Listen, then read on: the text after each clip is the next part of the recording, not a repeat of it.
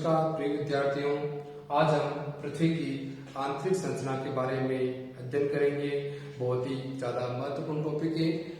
यह इसलिए महत्वपूर्ण है कि इसका जो वर्गीकरण है international union of geodesy and geophysics संस्था के द्वारा पृथ्वी की आंतरिक संरचना का वर्गीकरण किया गया है। इसे IUGG भी कह सकते हैं। IUGG के अनुसार पृथ्वी की आंतरिक संरचना को मुख्य रूप से 3 भागों में विभाजित किया जाता है। क्रस्ट, मेंटल और कोर के रूप में से संबोधित कर सकते हैं, या हिंदी शब्दों की बात करें तो भूप्रपट्टी, अनुपटल या प्रवाल के रूप में जान सकते हैं, और तीसरा भूक्रोड के रूप में भी इसे पहचाना जा सकता है या संबोधित किया जाता है।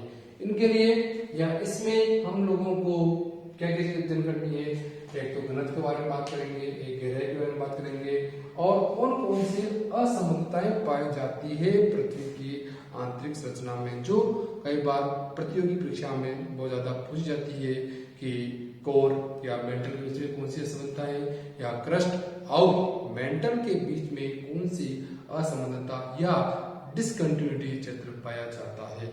तो हम लोग एक एक के बारे में अध्ययन करेंगे। ये सामने आपको चित्र है, तो आपके दिमाग में जो होगा पृथ्वी ऐसी है। जी नहीं, पृथ्वी ऐसी नहीं है। पृथ्वी एक तरह से वृत्ताकार रूप में है, इस रूप में है। आप देखते हैं कि अपन थोड़ा सा उदाहरण देते हैं कि मार्केट में अपन कोई फ्रूट लेने जाते हैं, तरबूज की बात कर लेते हैं, तो तरबूज मीठा है या कड़वा है, कैसा है, उसका पता लगाने के लिए कुछ दुकान वाले कहते हैं कि हमें टेस्ट करवाइए, तो वह पूरे तरबूज को नहीं फोड़ता है और एक तरबूज की फाक निकाल के हमको बता देता है, टेस्ट करवा देता है। उससे रंग का भी मालूम पड़ जाता है और स्वाद का मालूम भी पड़ जाता है। उसी प्रकार से अब पृथ्वी की जो आंतरिक संरचना को ऊपर को पता करना है, किससे बनी हुई, ठोस है या तरल है, किस प्रकार की है, तो हमको ये मान लो केंद्र बिंदु है और यहाँ पर एक अपन ने फाक निकाला इस प्रकार से, तो इससे आपको मालूम पड़ जाएगा। जैसे मान लो इस प्रकार के जो पढ़ते हैं इसमें, तो हम लोगों को मालूम पड़ रहा है ये होगी क्रस्ट, ये होगी मेंटल, ये होगी कोर। यानी ये जो फाक आ रही है इसको हमने निकाल के यहाँ रख दिया, इसको जूम करके इसमें बता दिया। जो ऊपर वाला भाग आ रहा है क्रस्ट होगा, उसके बाद मेंटल, उसके बाद कोर या भूक्रोड के रूप में से जान सकते हैं। अब बात करते हैं चित्र में। देखिए आप, ये जो दिख रहा है सबसे पहला 0 किलोमीटर वाला दिख रहा है, इसके जो ऊपर है, इसके ऊपर क्या होगा, आपका स्थल मंडल होगा मुख्य रूप से, यानी कि धरातल कह सकते हैं, स्थल मंडल भी कह सकते हैं, धरातल स्थित है। और इसके नीचे यानी कि यहां से हम जैसे जैसे नीचे जा रहे हैं, इसका तात्पर्य है हम लोग क्या करें, भूगर्भ में अंदर की ओर जा रहे हैं। और भूगर्भ का अंतिम बिंदु कौन सा हो गया, 6391 किलोमीटर, ये आपका अंतिम बिंदु या कह सकते हैं ये वाला क्षेत्र है। ओके, 0 से 30 किलोमीटर वाले क्षेत्र को हम लोग कहते हैं क्रस्ट। क्या कहते हैं, क्रस्ट कहते हैं। 0 से 30 किलोमीटर वाले क्षेत्र को कहा जाता है क्रस्ट या भूप्रपट्टी क्षेत्र कहा जाता है। या इसकी मोटाई के दो या गहराई के लिए। उसके बाद यहां मैंने 100 लिखा, 200 लिखा, इसका भी कारण है। 0 से लेकर के 100 तक, यानी कि ये आपका 0 और ये आपका 100, यानी कि यहां से लेकर यहां तक ये जो क्षेत्र आ रहा है, इसे मुख्य रूप से स्थल मंडल के रूप में जान सकते हैं। क्या कहते हैं, स्थल मंडल कहते हैं इसे।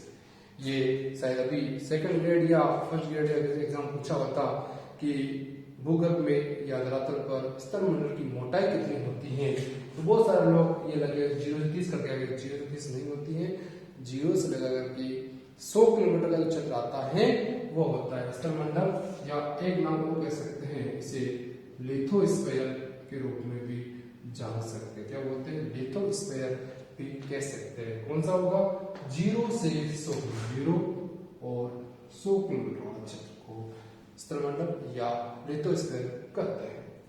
अगली बात करते हैं 100 किलोमीटर से 200 किलोमीटर वाले क्षेत्र को यह क्या लिखा, दुर्बलता मंडल। दुर्बलता मंडल को एक नाम और कहते हैं, दुर्बलता मंडल को एक नाम और कहते हैं, इसे बोलते हैं एस्थेनोस्फीयर। क्या बोलते हैं, एस्थेनोस्फीयर नाम से इसे जानते हैं। या इसे कह सकते हैं प्लास्टिक मंडल भी कहते हैं। क्या बोलते हैं, प्लास्टिक मंडल के रूप में भी इसे जानते हैं। या ये कह सकते हैं इसे जोन ऑफ लो वेलोसिटी क्षेत्र के रूप में भी जानते हैं। क्या कहते हैं कि जहां पर निम्न घनत्व का क्षेत्र है उस क्षेत्र को भी संबोधित कर सकते हैं। और यहीं से ही ज्वालामुखी उद्गार होता है। इस क्षेत्र से क्या होता है, ज्वालामुखी उद्गार होता है, जो लावा वो बाहर आता है। इसलिए क्या कहा है यहाँ पर, प्लास्टिक मंडल यानी कि तरलता वाला मंडल के रूप में इसे जान सकते हैं। और ये जो तरलता वाला होगा वही धरातल पर लावा के रूप में बाहर आता है। उसके बाद में 200 से 700 किलोमीटर वाला क्षेत्र जो आ रहा है आपका, इसे बोलेंगे अपर मेंटल क्षेत्र। क्या बोलेंगे, अपर मेंटल क्षेत्र। 0 से 30 हो गया क्रस्ट, और 30 से लेकर जो 700 किलोमीटर क्षेत्र है, 30 से लेकर के जो 700 किलोमीटर क्षेत्र है उसे क्या कहेंगे, अपर मेंटल क्षेत्र। इसमें ही एस्थेना शरीर शामिल हो गया आपका, और स्तन मंडल भी इसमें शामिल हो गया है, ध्यान रखना है आपका। तो अपर मंडल 30 से लेकर के 700 किलोमीटर क्षेत्र को बोलते हैं अपर मेंटल रूप में जानते हैं। उसके बाद में 700 से लेकर के 2900 किलोमीटर वाला जो क्षेत्र है उसे बोलते हैं अपन लोअर मेंटल। क्या बोलते हैं, लोअर मेंटल रूप में से जानते हैं। 700 से लेकर के 2900 किलोमीटर वाले क्षेत्रों को कहते हैं। उसके बाद में या टोटल मेंटल की बात करते हैं तो ये कहेंगे 30 से लेकर के 2900 किलोमीटर का जो क्षेत्र है उसे हम लोग मेंटल क्षेत्र रूप में से जानते हैं। उसके बाद बात करते हैं अपन 2900 किलोमीटर से लेकर के 6371, क्या कह रहा है, 2900 किलोमीटर से लेकर के 6371 किलोमीटर वाला क्षेत्र है, इस बीच वाले क्षेत्र को क्या कहते हैं, कोर या भूकोर रूप में जानते हैं। लेकिन 700 से 2900 किलोमीटर वाला क्षेत्र है उसे बोलते हैं लोअर मेंटल, और 30 से 700 बीच में हो गया अपर मेंटल। अब भूख रोड की भी हम लोग तो बात करेंगे।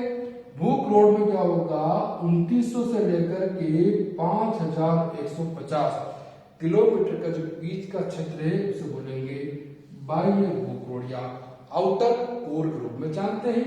या 5150 किलोमीटर से लेकर के 6300 किलोमीटर का बीच का क्षेत्र है वो कौन सा होगा, आपको आंतरिक कोर यानी कि इनर कोर के रूप में जानते हैं।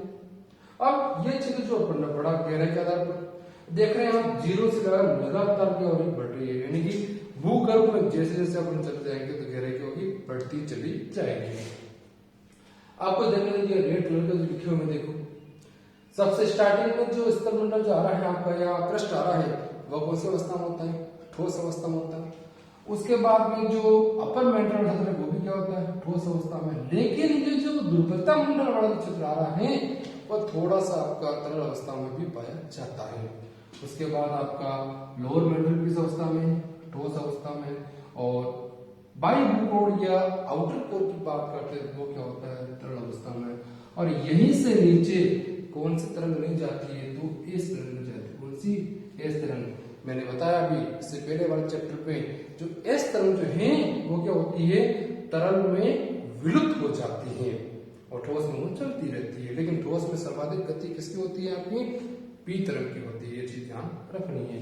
उसके बाद आंतरिक भूगोल की बात करते हैं, ये कौन सी अवस्था में होगा, ठोस अवस्था में होता है। ठीक, अब अगले बात करते हैं घनत्व की बात कर लेते हैं। देखो क्रस्ट की घनत्व की बात करते हैं, ये देखो 0 से 30 क्रस्ट की घनत्व की बात करते हैं तो 2.9 से लेकर के लगभग 3.3 ग्राम प्रति घन सेमी घनत्व पाया जाता है। उसके बाद में क्रस्ट से नीचे आते हैं यानी कि अपर मेंटल और लोअर मेंटल की बात कर रहे हैं तो इसके बीच में होगा 4.3 ग्राम प्रति घन सेमी से लेकर के लगभग 5.5 ग्राम प्रति घन सेमी घनत्व पाया जाता है। कहाँ पाया जाएगा, आपका लगभग मेंटल में पाया जाएगा। 4.3 से 5.5 मेंटल का घनत्व पाया जाता है। उसके बाद में 5.5 की बात होता है 10 से लेकर के लगभग 12.3, 10 से लेकर कितना 12.3 ये घनत्व पाया जाता है आपका आउटर कोर में पाया जाता है। और अंततः 12.3 से लेकर के 13.6 जो ग्राम प्रति घन सेमी जो घनत्व है वो कहाँ पाया जाएगा, आंतरिक भूगोल या पुनर्भूगोल में पाया जाता है। अब इससे देख रहे हो, आप स्पष्ट कर रहे होंगे जैसे जैसे हम नीचे जा रहे हैं तो क्या हो रहा है, घनत्व भी क्या हो रहा है, बढ़ रही है। देखो गहराई भी बढ़ी और घनत्व भी क्या हो रहा है, बढ़ रहा है। क्रस्ट के आसपास का था लगभग 2.9 या 3 के करीब था। उसके बाद मेंटल में लगभग 5.5 हो गया और लगभग इनर कोर या कोर की बात करें तो लगभग 13.5 ग्राम प्रति घन सेमी क्या हो गया, घनत्व हो गया। और पृथ्वी के औसत घनत्व की बात करते हैं, पृथ्वी के औसत घनत्व की बात करते हैं 5.5 ग्राम प्रति घन सेमी। ये परीक्षा में कई बार पूछा जा चुका है। पृथ्वी का औसत घनत्व कितना है, 5.5 ग्राम प्रति घन सेमी पाया जाता है। घनत्व की बात कर ली हम लोगों ने, अवस्था की बात कर ली, गहराई की बात कर ली। अब आता है सबसे ज्यादा महत्वपूर्ण जो कंपटीशन एग्जाम के लिए बहुत ही ज्यादा महत्वपूर्ण है, असमता या डिसकंटिन्यूटी क्षेत्र। तो सबसे पहले हम लोगों को मालूम है यह प्रति क्रस्ट है, उसके बाद मेंटल, उसके बाद को। तो सबसे पहले तो ये अध्ययन कर लेते हैं कि क्रस्ट और मेंटल को अलग करने वाली डिसकंटिन्यूटी कौन सी है या मेंटल और कोर को करने वाली कौन सी है। सबसे पहले आप देखो ये क्रस्ट आ रही है, क्रस्ट, ये भी क्रस्ट आपका और ये भी आपका मेंटल।